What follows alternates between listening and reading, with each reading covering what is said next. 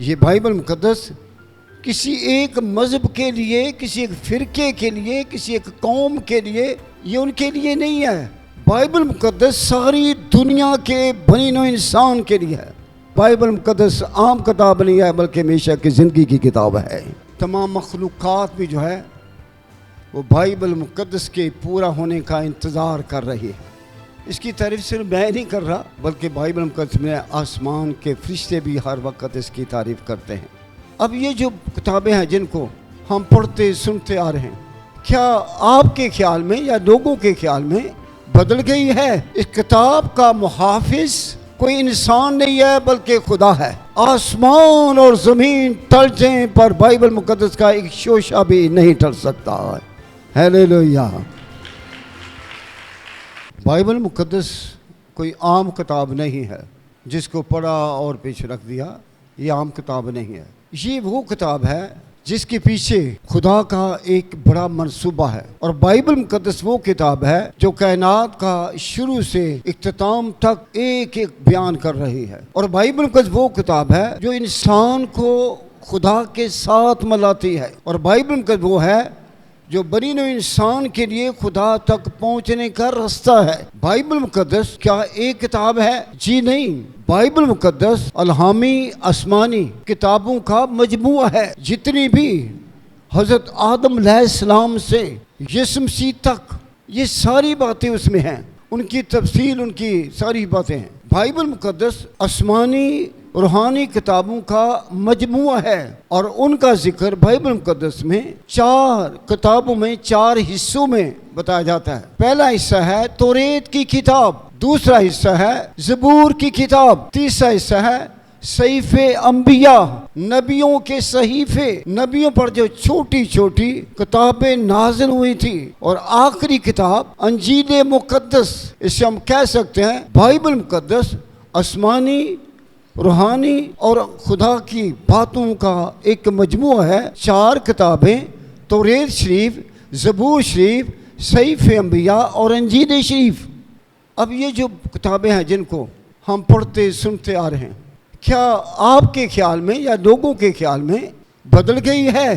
पहली बात गौर से सुनना, इस किताब का मुहाफिज कोई इंसान नहीं है, बल्कि खुदा है। ये इसलिए मनसूख नहीं हो सकती तो इसका मुहाफिज इंसान नहीं है, बल्कि खुदा है। और बाइबल लिखा है आसमान और ज़मीन टल जाएं पर बाइबल मुकद्दस का एक शोशा भी नहीं टल सकता है। हालेलुया। ये वो किताब है। इस किताब के बारे में मैं इसलिए थोड़ा सा बताना चाहता हूँ। बाइबल मुकद्दस किसी एक फ़िरके के लिए नहीं है, एक कौम के, एक कबीले, एक मज़हब की किताब नहीं है।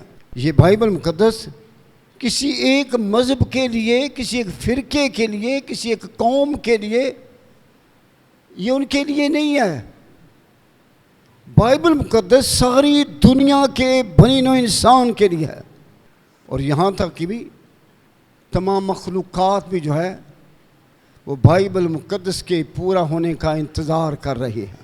तमाम मखलूक़ात, ये मैं अपनी तरफ से नहीं, बाइबल से हवाला दे रहा हूँ। और मखलूक़ात आज भी दर्द ज़हम के तह कर आ रही है। और वो देख रही है, खुदा के बेटों के रास्ते देख रही है कि खुदा के बेटे ज़मीन पर तमाम मखलूक़ात के लिए, इनके पास, जिनके पास बाइबल मुकद्दस है, उनके पास तमाम मखलूक़ात के लिए, तमाम बनी नौ इंसान के लिए ज़िंदगी का पैगाम है। और बाइबल मुकद्दस आम किताब नहीं है, बल्कि हमेशा की ज़िंदगी की किताब है। ये वो किताब है, ये वो किताब है। इस किताब के बारे में ज़्यादा नहीं मैं, लेकिन इसकी तारीफ़ मैं नहीं करता, इसकी तारीफ़ सिर्फ मैं नहीं कर रहा, बल्कि बाइबल मुकद्दस में आसमान के फरिश्ते भी हर वक्त इसकी तारीफ़ करते हैं। जो कुछ बाइबल में लिखा है, जो कुदसी है, जो फरिश्ते हैं, खुदा के हुज़ूर बग़ैर आराम किए दिन रात, अगर मुकाशा की किताब को हम देखेंगे तो वहाँ पर इसका जिक्र किया गया ख़ास। इस किताब को कौन खोल सकता है?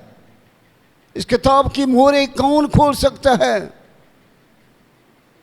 और इस किताब को अगर आप पढ़ते हैं तो ये जानकर पढ़ना कि ये अलहामी किताब है, ये आसमानी किताब है, आसमानी किताब। इससे बाइबल मुक़द्दस में ये जो बातें, हम चंद बातें सुनते हैं, इससे सुनते हैं कि हम अपने ईमान में मजबूत हो जाएं। ये कितने लोगों तक जानी चाहिए, ये कितने लोगों तक जानी चाहिए? बाइबल मुक़द्दस किसकी गवाह है? ये सारी खलकत के लिए, ज़मीन की इंतहा तक। क्या ये मैं अपनी तरफ से कह रहा हूँ या अपने आलमों की तरफ से? जी नहीं, ना मैं किसी पुराने आलम की बात करता हूँ, नए आलम की बात करता हूँ कि फ़लाँ ने ये कहा था, फ़लाँ ने ये कहा था। ये बाइबल मुक़द्दस ने कहा है, बाइबल मुक़द्दस ने कहा है, यीशु मसीह ने कहा है, नबियों ने कहा। जाओ सारी खल्क के सामने अंजील की। अंजील इसीलिए दुनिया के लिए, गमज़दा लोगों के लिए, परेशान लोगों के लिए, मायूस लोगों के लिए, नाउमीद लोगों के लिए, जो आंसू बहा रहे हैं, जिनको कोई रास्ता नहीं मिलता, जिनके लिए कोई राह नहीं है, उनके लिए ये रास्ता है। और ज़्यादा कुछ आखिर में बताता हूँ, बाइबल मुक़द्दस जिसको पेश कर रही है वो इंसान के गिरने से लेकर इंसान की बहाली तक, कि एक गिरे हुए कौम, एक गिरा हुआ इंसान, वो किस तरह दोबारा बहाल हो सकता है। एक जुदाई की दीवार किस तरह ख़त्म हो जाती है जो इंसान और खुदा के दरमियान है, और ये दीवार को तोड़ता है तो आसमान के नीचे एक ही है, ज़मीन पर एक ही नाम है, और वो कौन सा है? यीशु नाम है, यीशु नाम है, यीशु नाम है।